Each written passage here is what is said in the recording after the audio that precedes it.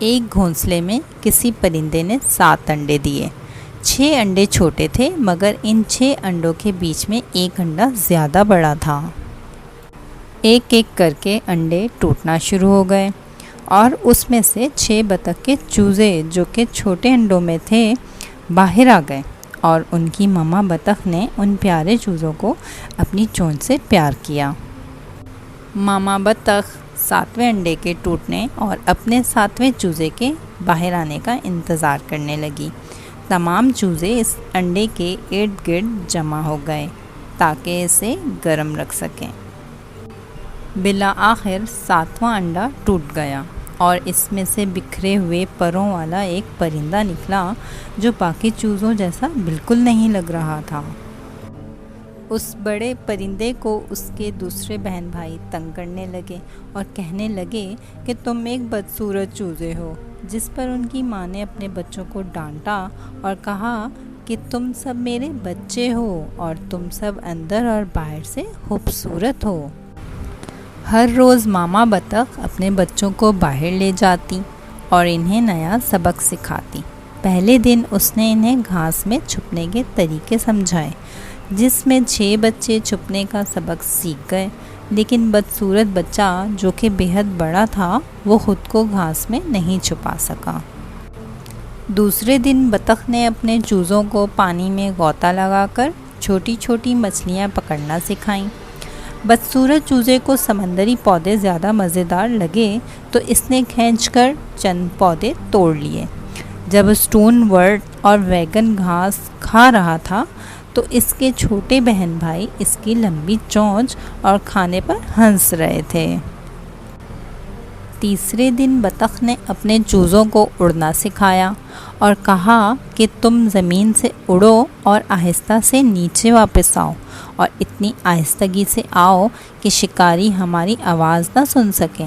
ان کی ماں نے انہیں خبردار کیا اور 6 کے 6 چوزوں نے اپنے پر کھولے اور آہستہ سے زمین پر واپس آئے، لیکن بڑا بدصورت چوزا بلند آواز کے ساتھ اڑا اور اس نے اپنی چونچ اپنے پروں میں چھپا لی۔ اس رات میں بدصورت چوزا جب گھر واپس پہنچا تو اسے بہت برا محسوس ہو رہا تھا اور اس کو لگا کہ وہ کوئی چیز بھی صحیح طرح نہیں کر سکتا۔ رات کو جب سب سو گئے تو وہ پیچھے تالاب کی طرف گیا اور تیرتے ہوئے بہت دور چلا گیا۔ آہستہ اور افسردہ وہ بدصورت چوزا تالاب میں رات دن تیرتا رہا اور کہاں سے کہاں نکل گیا، اور وہ بڑے سے بڑا ہوتا چلا گیا۔ اور ایک دن اسے کچھ فاصلے سے کچھ عجیب آوازیں سنائی دیں۔ یہ بدصورت چوزا جو اب ایک بڑا پرندہ بن چکا تھا، اس نے دیکھا کہ بہت ساری بطخیں کسی مشکل میں ہیں۔ شکاری اسی طرف آ رہے ہیں۔ اسے ایک بطخ کے رونے کی آواز آئی، جس پر اس بدصورت بطخ کو محسوس ہوا شاید اس کے بہن بھائی کسی مشکل میں ہیں۔ وہ پیچھے مڑا اور گھر کی طرف تیرتے ہوئے بڑھنے لگا۔ جب وہ اپنے گھر پہنچا تو ماما بطخ اور سارے چوزے اس کو دیکھ کر حیران رہ گئے، اور بدصورت چوزے نے سوچا کہ شاید وہ اب بھی اتنا ہی بدصورت ہے۔ یہ سوچ کر وہ واپس پلٹنے لگا، اور یہ سوچتے ہوئے وہ جو ہی مڑا، اچانک اس کی نظر پانی میں بننے والے اپنے عکس پر پڑی۔ اسے یہ دیکھ کر بہت خوشی ہوئی کہ وہ بالکل بدصورت چوزا نہیں تھا، بلکہ وہ ایک بہت خوبصورت سوان بن چکا تھا۔ یہ دیکھ کر اسے بہت خوشی ہوئی اور وہ زور زور سے چلایا۔ اس نے اپنے بڑے بڑے پر جلدی سے اپنے بھائیوں کی حفاظت کے لیے پھیلائے اور تمام کے تمام اس کے پروں میں چھپ گئے، اور شکاریوں کو کچھ بھی دکھائی نہیں دیا۔ وہ واپس چلے گئے اور تمام بطخوں نے اس کا شکریہ ادا کیا، اور ان میں سے ایک بطخ نے کہا کہ اب سرد ہواؤں کا موسم شروع ہو گیا ہے اور موسم تبدیل ہو رہا ہے، ہم یہاں نہیں رہ سکتے۔ اور ان کی ماما بطخ نے سوان کو بتایا کہ اب ہمیں یہاں سے دوسرے علاقے میں ہجرت کرنی پڑے گی اور یہ سفر پرخطر ہوگا، جس پر سوان نے مسکراتے ہوئے کہا کہ یہ فکر کی بات نہیں ہے۔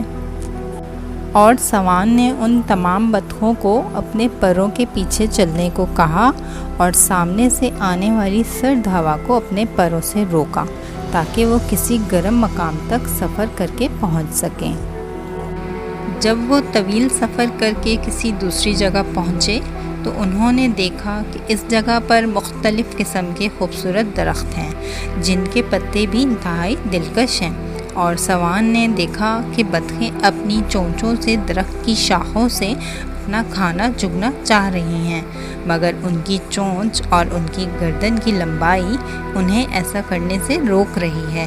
تو انہیں دیکھ کر سوان نے ان کی مدد کی اور ان کے لیے ان شاخوں کو توڑ کر ان کے کھانے کا انتظام کیا، اور آخر میں تمام بطخوں نے سوان سے معافی مانگی اور کہا کہ ہمیں اپنے سے مختلف پرندوں کا کبھی مذاق نہیں اڑانا چاہیے، اور انہوں نے کہا کہ ہم نے تم جیسا خوبصورت پرندہ کبھی نہیں دیکھا، اور تم نہ صرف باہر سے خوبصورت ہو بلکہ اندر سے بھی خوبصورت ہو۔